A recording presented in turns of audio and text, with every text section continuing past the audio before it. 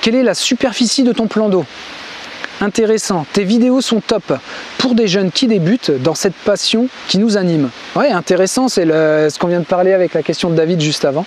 Organises-tu des concours de pêche de la carpe au cou? Quel type de séjour proposes-tu pendant la période estivale?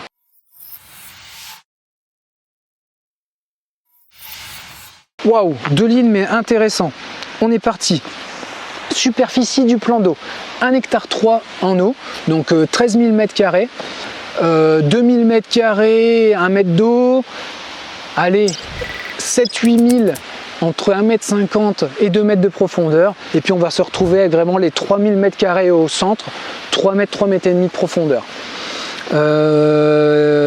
Population essentiellement des carpes, hein, comme je l'ai dit en début de vidéo. Il y a quelques écrevisses qui se baladent comme un peu partout en France, et puis voilà, essentiellement un plateau d'argile, le quart en haut, et puis tout le reste ça va être du caillou. En fait c'est pas vraiment des cailloux, c'est un schiste dans la région, c'est des pierres qui font un schiste entre le sable et puis du caillou. C'est essentiellement la composition du sol. Puis forcément, quand les feuilles tombent, il va y avoir la moitié, allez les 3/4 avec la moitié avec un fond de vase. Et puis sur les saisons automne, chute des feuilles jusqu'à fin de printemps, et ben, il va y avoir un tapis de feuilles qui forcément l'été est beaucoup moins présent parce qu'il s'est décomposé sur le fond, ou il s'est bien tassé sur le milieu de cet étang. Voilà, j'espère que ça vous intéresse ces retours de questions. Moi ça me fait plaisir, c'est cool. Tes vidéos sont top pour les jeunes qui débutent, ben, merci beaucoup, c'est super intéressant d'avoir ce genre de retour, merci à vous. Organises-tu des concours de pêche pour la carpe au cou? Pas de concours pour le moment, c'était un choix volontaire. Les poissons sont là depuis 2 années et demie. La pêche est ouverte depuis 16 mois, comme je vous ai dit, depuis juillet de l'année dernière. 16-17 mois. Et pas de concours, pour le moment c'est volontaire. Je fais d'autres activités à côté et je ne pouvais pas faire ça pour le moment. J'aurais pu bien sûr, parce que c'est nul de dire on ne peut pas faire les choses, c'est juste qu'on n'a pas pris le temps de faire les choses.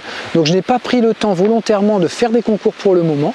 Déjà parce que je voulais que ma population de carpes s'acclimate très bien, au moins pendant 2 ou 3 ans, qu'on l'embête pas trop, qu'on les pêche individuellement en les respectant, qu'ils n'aillent pas dans des bourriches.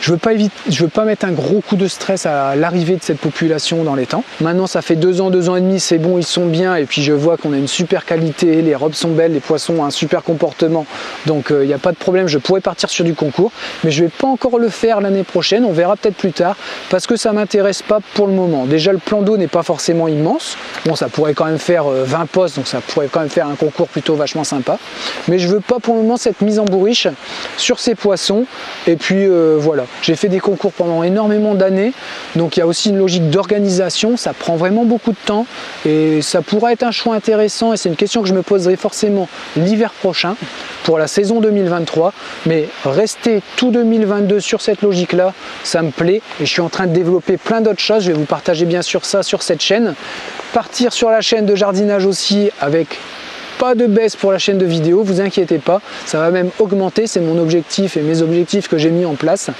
pour la saison 3 sur cette chaîne. On est à la saison 1,5, hein, mais on est tout juste dans la saison 2, mais dans le milieu de la saison 2, mais forcément je vois très loin sur cette chaîne et c'est comme ça qu'on avance de toute façon. Oh, je me suis un peu perdu dans cette question, excusez-moi. J'ai pas été précis. Bon, si sur les concours c'est pas trop mal. Quel type de séjour proposes-tu pendant les périodes estivales? Bah écoute, pas de période ici.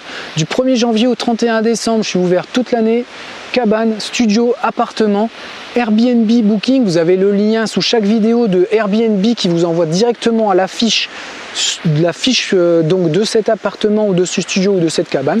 Vous pouvez les consulter, éventuellement mettez-moi un petit cœur sur Airbnb, ça c'est vraiment le bonus, j'ai jamais demandé, c'est la première fois, mais si vous êtes extérieur, que vous vous baladez dans Airbnb, que vous consultez des annonces et que vous mettez un petit cœur, sans même faire une démarche, ça met en avant l'annonce encore plus. Donc ça c'est juste génial, merci beaucoup si certains d'entre vous le font, ça m'aiderait encore plus.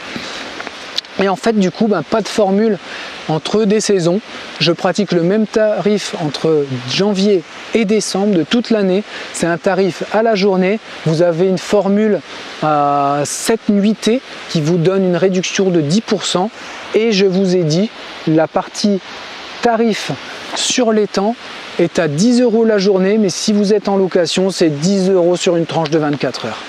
Voilà, c'est comme ça, c'est ce que je voulais mettre en place en arrivant ici.